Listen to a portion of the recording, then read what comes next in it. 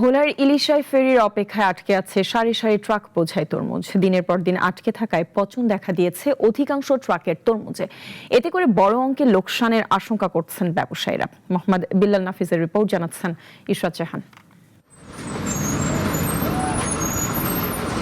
সপ্তাহব্যাপী ভোলার লক্ষ্মীপুর রুটের Ilisha ফেরিঘাটে truck, covered van সহ যানবাহনের প্রায় 2 কিলোমিটার লম্বা সারি, যার অধিকাংশতেই রয়েছে তরমুজ।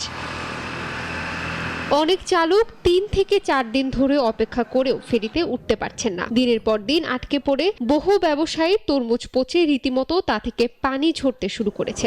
এই যে আমরা আমাদের একটা গাড়িতে দেখেন, এখন তরমুজ ফালাইছি প্রায় 200-র উপরে। 200 তরমুজের দাম 60,000 টাকা। এখন এখানে যদি মনে করেন 3টা 4টা বা 2টা বা 3টা যদি ফেরি হইতো, তাহলে আমরা কি দিনে দিন পার হইতে পারতাম। চাষিদের অনেকেই ধার দেনা করে তরমুজ উৎপাদন করেছেন। এবার তরমুজ আড়তে নেওয়ার পথে ফেরিঘাটে লাখ লাখ টাকার তরমুজ নষ্ট হয়ে এখন কৃষকদের মাথায় হাত। ফেরিতে আমাদের সমস্যা হয়ে যায়, ওই জায়গায় 3-4 দিন 5 দিন ধরে আমরা আটকে থাকি। 4টা ফেরি দিয়ে মাল এই গাড়ি ক্যাপচার করার মতো কোনো সুযোগ নাই। এই ফেরির কারণে ভাই আমাদের সব শেষ রে ভাই, কি করব। এই রুটে 4টি ফেরি চলাচল করে আসলেও প্রায় সময় 2-1টি ফেরি বিকল থাকে। এই মৌসুমে যানবাহনের চাপের পাশাপাশি তরমুজের গাড়ির চাপ বৃদ্ধি পাওয়ায় ফেরির সংখ্যা আরও বাড়ানোর দাবি ভুক্তভোগীদের।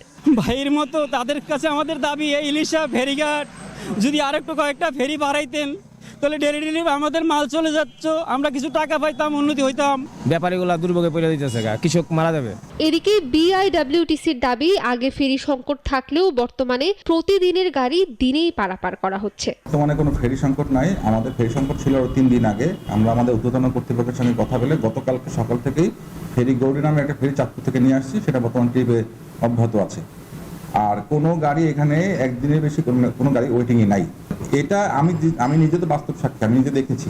চলতি মৌসুমে জেলার 7 উপজেলায় তরমুজের আবাদ হয়েছে 19,753 হেক্টর জমিতে।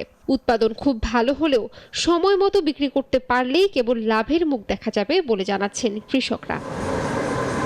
ইশরাত জাহান, নাগরিক।